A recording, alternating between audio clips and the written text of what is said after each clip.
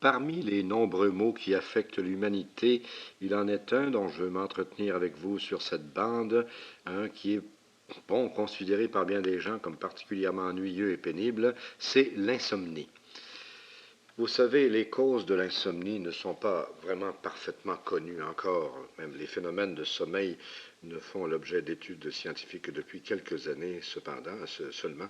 Et il y a bien des siècles que certains d'entre nous avons de la difficulté à nous endormir pour toute une variété de raisons. Voilà qui est important, justement, c'est d'essayer de comprendre quelles sont les raisons pour lesquelles vous n'arrivez pas à dormir, ou du moins à vous endormir en un temps raisonnable. Ces raisons peuvent être de divers genres et il s'agit en somme de les distinguer nettement les unes des autres. Il se peut, par exemple, que vous soyez tendu, stressé à l'occasion d'un événement particulier, mais tout de même occasionnel dans votre vie. Remarquez que ce stress ne sera pas nécessairement désagréable. Ainsi, par exemple, si vous vous préparez à partir en voyage, pour un voyage que vous désirez beaucoup faire pour une activité donc très très plaisante, il se pourrait que vous ayez de la difficulté à vous endormir parce que vous êtes excité. Vous n'êtes pas anxieux, mais vous êtes excité. Vous êtes dans un état émotif hyperactif, pourrait-on dire, et ainsi le sommeil ne viendra pas facilement vous rejoindre. Ceci, pour la plupart des gens, ne constitue guère un problème et on peut fort bien se tirer d'affaire de façon tout à fait confortable dans la vie, même si on ne dort pas les 7 ou 8 heures absolument toutes les nuits. Il y a d'autres situations qui peuvent offrir l'occasion à quelqu'un de trouver de la difficulté à s'endormir. Ce sont évidemment ces situations à l'occasion desquelles quelqu'un devient anxieux. L'anxiété est probablement la cause la plus répandue des phénomènes d'insomnie. Enfin, vous savez ce dont il s'agit.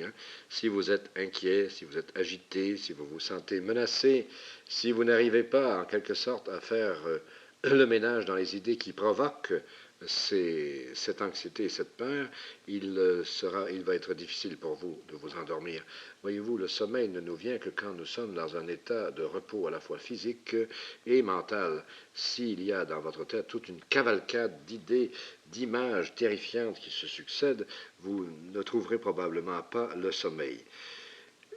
À cette situation se greffe à cette anxiété première qui vous empêche de dormir peut-être, se greffe une deuxième anxiété qui, elle, est extrêmement répandue et qui affecte la plupart des gens qui ont vraiment beaucoup de difficultés à s'endormir.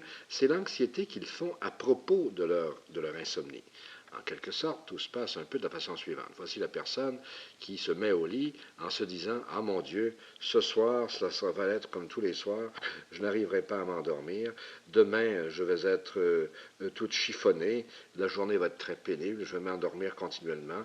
Je ne pourrai jamais passer à travers. Il faut absolument que je dorme. » Naturellement, voilà un des plus sûrs moyens de se garder réveillé.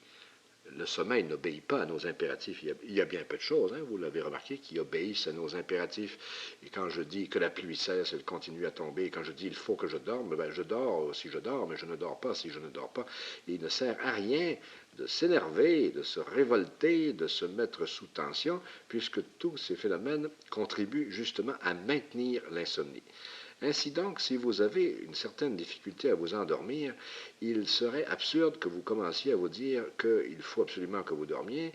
Il serait également absurde et contre-indiqué, désavantageux pour vous, que vous commenciez à vous dire que de nombreux désavantages vont s'en suivre, que vous êtes menacé de quelques dangers parce que vous ne dormez pas, et tout cela. Ceci est très, très rarement vrai.